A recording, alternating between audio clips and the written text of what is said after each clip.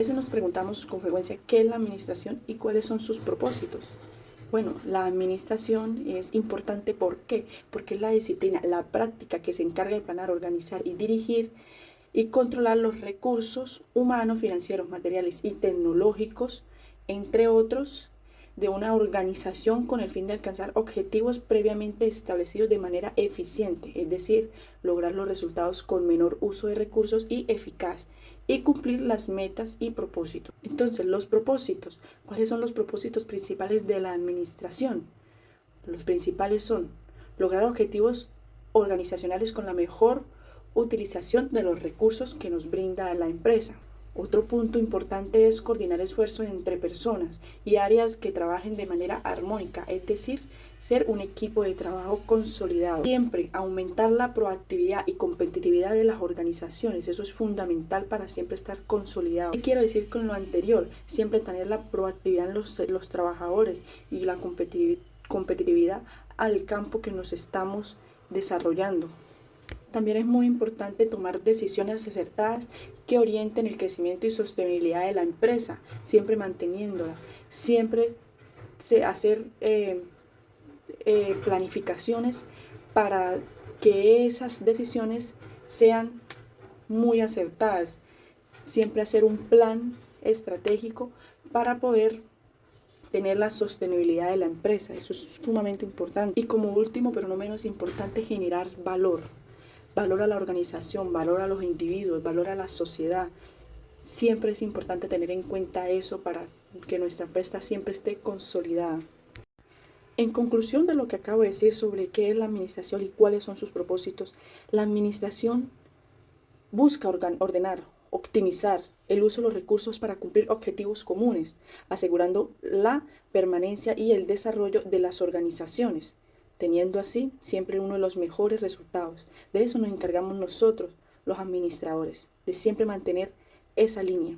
Y eso es qué es la administración, teniendo siempre presente qué es y qué hacemos, y siempre teniendo en cuenta esos propósitos. Para hablar de administración, debemos primero reconocer que no es una ciencia que surgió de la nada. De hecho, en la historia de la humanidad tiene una raíz mucho más profunda. Si tenemos en cuenta que desde el principio de la humanidad hemos tenido la necesidad de organizarnos para que todas las tareas o todas las comunidades funcionaran de manera correcta. Un ejemplo de ello es que en las comunidades primitivas ya se hacían divisiones de trabajo según capacidades o aptitudes de las personas para diferentes tareas. Por ejemplo, cazar o incluso el liderazgo de las comunidades, cuidar a los bebés que nacían en esas comunidades, eran tareas que eran divididas por un líder o por una persona que planificaba todo ello. Estas son bases o son principios que inclusive encontramos hoy en día en la administración moderna. Por supuesto que el concepto de administración es un concepto que se ha ido modificando con el tiempo y que su modificación se debe a distintos aportes que se han tomado de diferentes puntos. Un ejemplo de ello es que en las antiguas civilizaciones, como por ejemplo la egipcia, la mesopotámica, tenemos un aporte fundamental o direccionado hacia la construcción de edificaciones, como lo son las pirámides egipcias, que debieron ser construidas por miles de trabajadores que al tiempo y en su momento tuvieron que ser direccionados por un supervisor. Además de ello, también tenemos a los judíos y a los fenicios, cuyos aportes principales fueron más direccionados hacia el comercio. Inclusive, también ellos se encargan o se encargaron de dar aportes numéricos, algunas normas que actualmente todavía se utilizan. Los aportes más importantes tomados por la administración se encuentran los realizados por los griegos y los romanos, que son dos civilizaciones antiguas que se caracterizan por su organización.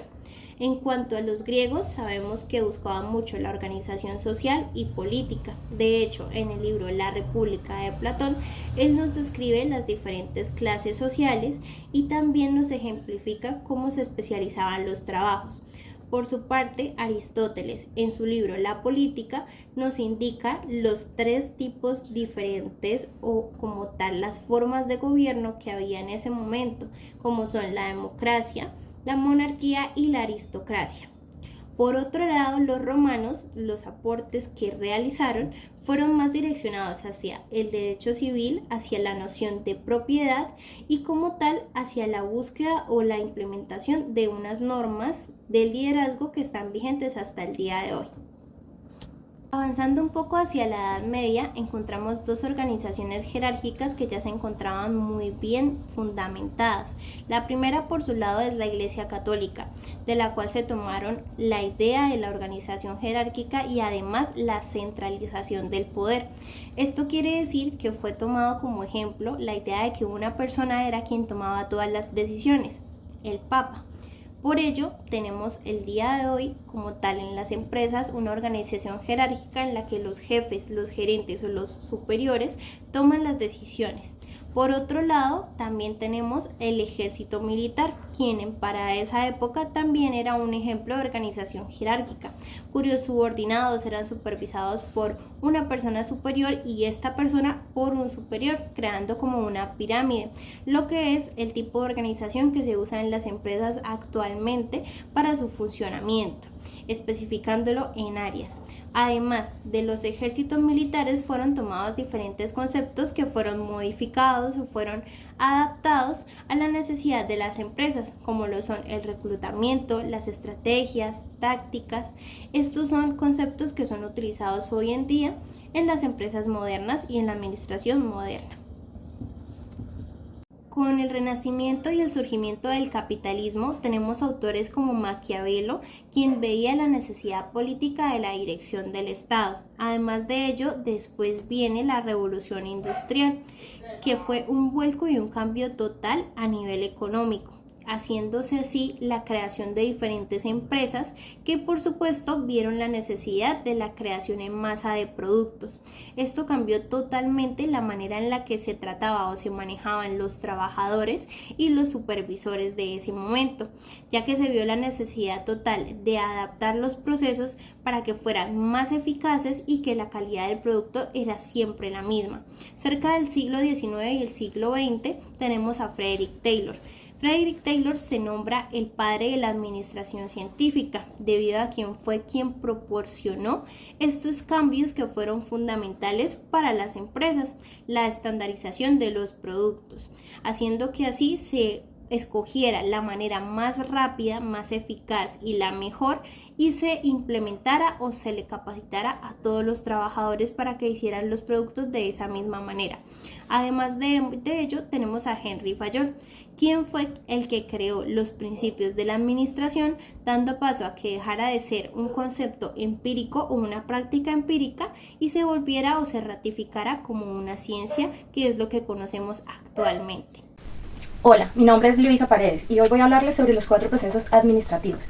Estos fueron propuestos por Henry Fayol y se dice que son la base de toda gestión dentro de una organización. Aún hoy se siguen empleando en instituciones, en escuelas, en universidades, empresas y hasta en proyectos personales. El primer proceso administrativo es la planeación. Aquí se establecen los objetivos, se analizan los recursos disponibles y se diseñan estrategias para cumplir las metas. Sin una buena planeación, todo lo demás está hecho al azar. El segundo es la organización. Se ordenan los recursos y se distribuyen las responsabilidades, es decir, quién hace qué y con qué herramientas lo hace. El tercero es la dirección. Es liderar, motivar y guiar a los demás para cumplir lo planeado. Aquí es importante tener liderazgo, comunicación y toma de decisiones. Se dice que un director inspira a todo su equipo a trabajar unido para lograr el mismo objetivo. Y el último, pero no menos importante, es el control, donde se comparan todos los resultados obtenidos durante el proceso con lo planeado. Y aquí se ven las diferencias y se corrigen para mejorar. Entonces podemos concluir que la planeación, la organización, la dirección y el control son un ciclo permanente que alcanza a las metas de una manera eficiente y con capacidad de mejora constante.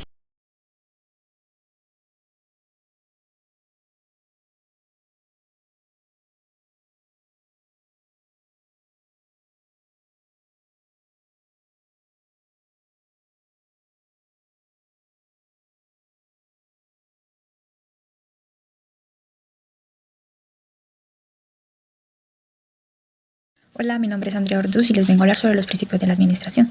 Los principios de la administración son guías generales de acción aplicables a cualquier tipo de organización humana. Según Henry Fayol, dice que los principios son adaptables y flexibles a cualquier tipo de organización, según sus necesidades. Él tiene 14 principios, entre esos está la división de trabajo, la autoridad y responsabilidad, la equidad, la estabilidad personal, la iniciativa, el espíritu de grupo o unión personal, la disciplina, la unión de mando, la unión de dirección, la subordinación general o individual, la remuneración, la jerarquía, descentralización y centralización. Y el orden que tenemos. Por otra parte, Frederick Taylor fue el padre de la administración científica. Él era ingeniero metalúrgico, tenía una empresa de aceros y lo que llevó a cabo fue que estaba estudiando el tiempo y los movimientos de los obreros. ¿Esto qué quería decir? Que dependiente del tiempo y de los obreros y cada movimiento hacía la producción. Otra de esa fue la remuneración de el personal. Esto quería decir que según las labores de producción iba a ser un bono de bonificación para cada empleado o cada obrero en su momento, a lo que lleva a cabo que tiene más productividad, orden y disciplina en su empresa. Esto también, como les daban bonificación, hacía que tuviera una buena comunicación con la parte de sus jefes inmediatos. Otro de los aportes a los principios que hizo Charlie Babbage, que fue el desarrollador del cálculo diferencial y analítico, que estableció la técnica de costo para el proceso. Otro de los aportes que hizo Joseph Watson, que fue que donó $100,000 a las universidades de Estados Unidos para que promovieran el curso de administración de empresas en su país. Henry Metcalfe, que fue uno de los promovedores de los recursos de la ciencia administrativa en la Asociación Americana, haciendo énfasis en el desarrollo y control del sistema. Los esposos Lillian Moller y Frank Heber, que fueron los que estudiaron la ciencia ergonómica o ciencia humana, también sacaron un libro acerca del tema y desarrollaron los primeros símbolos para el diagrama de procesos de producción. También desarrollaron un manual o un estudio de micromovimientos. Henry Lawrence aportó los diagramas o dispositivo de Gantt, indicando que se pueden realizar actividades en tiempos adecuados para ser efectuados en una organización. Ejemplo práctico. Imaginémonos una empresa de confecciones llamada Textiles Modernos, donde la gerencia decide aplicar los principios de la administración científica de Taylor. Para ellos se hace un estudio de tiempos y movimientos para estandarizar cómo debe coser cada operario cada prenda, con el fin de aumentar la rapidez y disminuir errores. Se establece un sistema de incentivos salariales en donde los trabajadores que cumplan o superen la meta reciben una bonificación. Además, se organiza la producción siguiendo el enfoque de Henry Fayol, dividiendo las funciones: planear, dirigir, coordinar, organizar y controlar. De esta forma, la empresa logra producir más prendas en menos tiempo, reducir desperdicios de tela y mejorar su competitividad en el mercado. En conclusión general, el enfoque clásico de la administración representado por Taylor y Fayol fue fundamental para modernizar la gestión empresarial. Taylor aportó la estandarización del trabajo y el análisis científico de la productividad, mientras que Fayol aportó los principios de la administración que aún hoy en día guían la gestión de las organizaciones.